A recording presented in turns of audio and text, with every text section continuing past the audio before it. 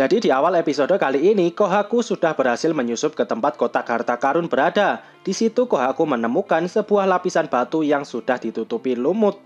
Kemudian Kohaku mencoba menyentuhnya, tapi ternyata lapisan itu sangat rapuh dan mudah hancur. Kohaku terus membuka lapisan itu dan menemukan lapisan batu yang lain di dalamnya. Dan itu adalah lapisan batu beton. Cara ini cukup baik untuk menjaga isi di dalamnya dan juga mudah untuk membuatnya. Sekarang Kohaku teringat dengan rekaman yang Senku temukan di kuburan Byakuya. Lapisan yang melindungi rekaman itu sama dengan lapisan yang melindungi peti harta karun ini. Dulu Kohaku menghancurkan lapisan itu dengan kekuatannya, tapi untuk yang sekarang dia tidak bisa melakukan itu karena akan membuat suara yang berisik. Sekarang kita kembali ke markas kerajaan Sains.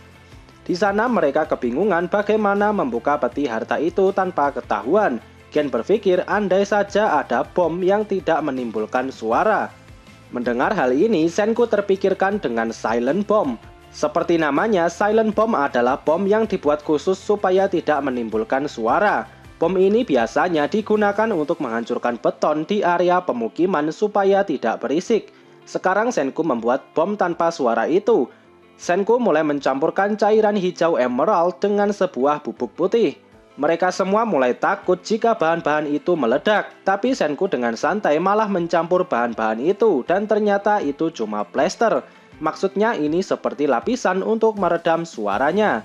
Dan sekarang hari sudah berganti dan misi membuka peti harta karun akan segera dimulai.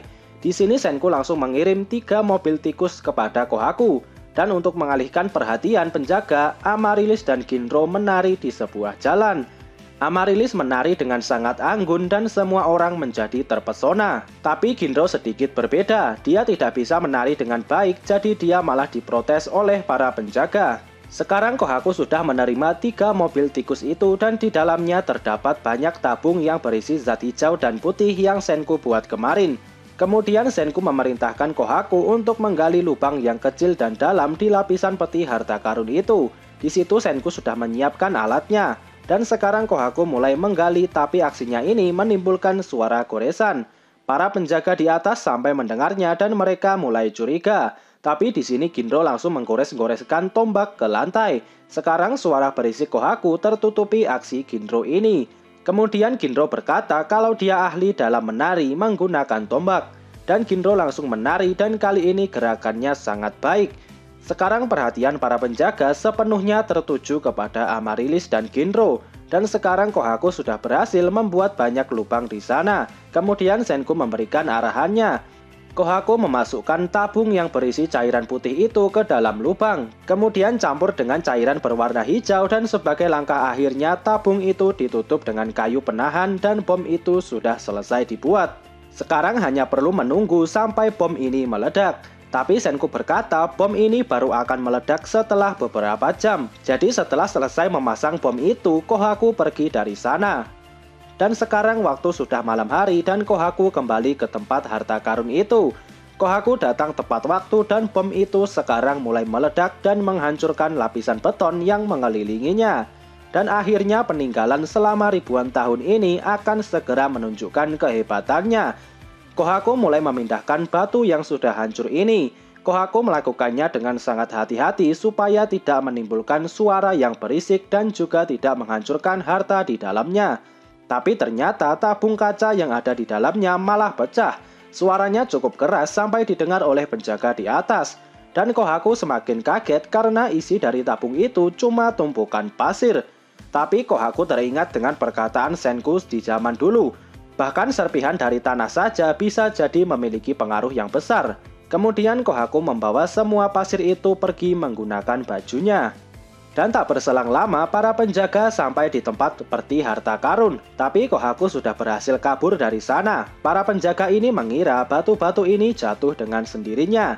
Dan kemudian mereka membawa potongan batu-batu itu kepada Ibara. Dan di sini Ibara menemukan ada pecahan kaca.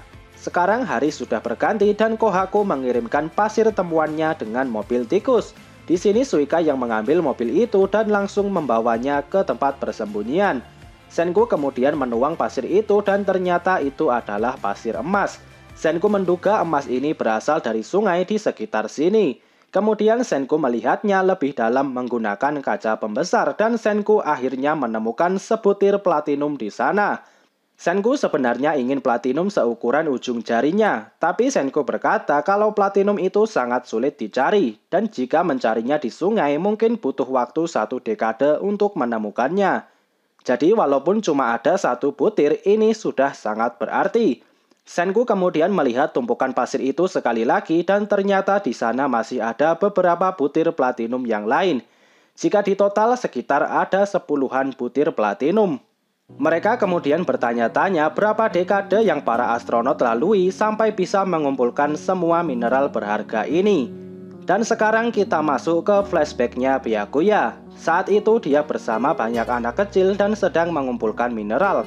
Byakuya tahu membangkitkan peradaban saat ini akan sulit karena sumber daya alam yang sudah banyak diambil manusia di zaman dulu. Dan untuk itu Byakuya bertekad untuk mengumpulkan logam dan mineral langka sebanyak mungkin untuk generasi di masa depan. Byakuya terus mengumpulkannya walau dia adalah orang terakhir dari teman-teman astronotnya. Dan sekarang Byakuya sudah tua dan rambutnya sudah putih semua. Saat itu sedang hujan tapi dia masih saja mencari mineral di sungai. Sepertinya dia menemukan sesuatu dan berniat membawanya ke botol harta karun. Tapi sepertinya dia kelelahan dan akhirnya ambruk di atas sungai itu. Di sini Byakuya bersyukur karena dia jatuh menghadap ke depan. Di aliran sungai itu Byakuya melihat gambaran angkasa yang terpantul di permukaan air. Byakuya berpikir tidak masalah jika dia satu-satunya yang mati tidak menghadap ke atas. Dan Byakuya merasakan kesadarannya mulai menghilang dan sebelum menutup matanya dia memanggil nama Senku. Sekarang kita kembali ke waktu yang sekarang. Setelah mengetahui kerja kerasnya Byakuya, Gen berkata kalau Senku dan Byakuya ini mirip. Senku kemudian menjawab kalau mereka sebenarnya tidak berhubungan darah. Menurut apa yang Byakuya katakan, Senku adalah sahabat kecilnya. Dan Senku tidak tahu dengan rinci hal itu karena tidak tertarik. Senku berkata walaupun mereka tidak terikat darah, tapi itu bukanlah masalah. Dan sekarang dengan adanya platinum ini, selanjutnya Senku akan membuat mesin penghasil cairan pembangkit yang tidak terbatas. Senku dengan semangat langsung membuat alat itu, tapi di sini tidak ditunjukkan langkah-langkahnya seperti apa. Tahu-tahu alatnya udah jadi aja. Namun yang jelas singkatnya alat ini menyampurkan banyak bahan menjadi satu dan di sini platinum berfungsi sebagai katalisnya. Dengan begitu mereka akhirnya mendapatkan mesin penghasil asam nitrat yang tidak terbatas. Sekarang di tempat peti harta karun, Ibara dan beberapa prajurit melihat keadaan di sana. Ibara masih curiga dengan kaca yang dia temukan. Ibara berpikir kaca itu benda sejenis es. Dan sekarang Ibara yakin kalau ada penyusup di sini. Kemudian dia bersama anak buahnya pergi ke kapal Perseus. Sementara itu di tempat Senku menjelaskan kalau alat mereka saat ini masih terbatas. Jadi mesin pembuat asam nitrat ini juga masih belum sempurna. Dengan alat ini juga sudah bisa membuat asam nitrat, tapi kecepatannya sangat lambat. Jadi Senku berencana menunggu ada 1 botol cairan pembangkit terlebih dahulu. Setelahnya Senku bermaksud membangkitkan Kaseki terlebih dahulu untuk membantu pembuatan drone. Mereka kemudian pergi melihat Perseus, tapi ternyata Ibara dan anak buahnya ada di sana. Mereka menghancurkan patung kerajaan sains dan membuangnya ke laut. Tapi ternyata ada 1 patung yang tidak dibuang, itu adalah Ryusui. Ibara melihat baju Ryusui yang sangat bagus. Jadi Ibara berpikir kalau Ryusui adalah pemimpin di kapal ini.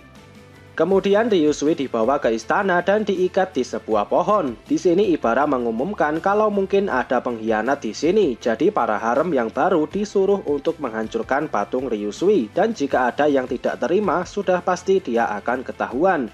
Kemudian ada seorang gadis yang menghancurkan tangan Ryusui. Seketika Kohaku langsung emosi dan berniat menyerang ke atas.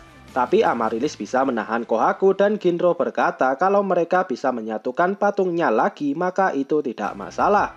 Kemudian Senku menelpon Kohaku dan memberikan arahannya. Senku meminta Kohaku untuk menghancurkan patung Ryusui dan mengirimnya ke markas rahasia.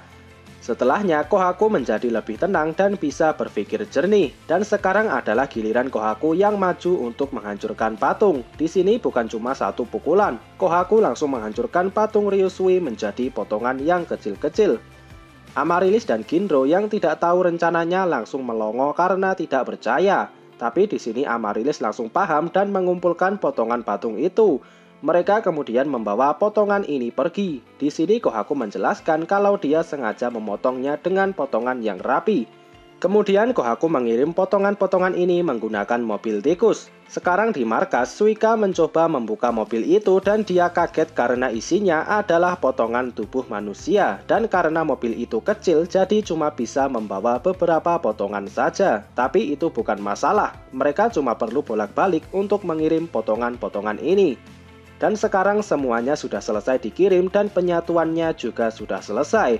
Di sini Suika membuatkan topi nahkoda yang baru dari kertas. Kemudian Senku menuangkan cairan pembangkit itu kepada Ryusui dan sekarang pembatuan itu mulai menghilang dan akhirnya Ryusui terbebas dari pembatuan.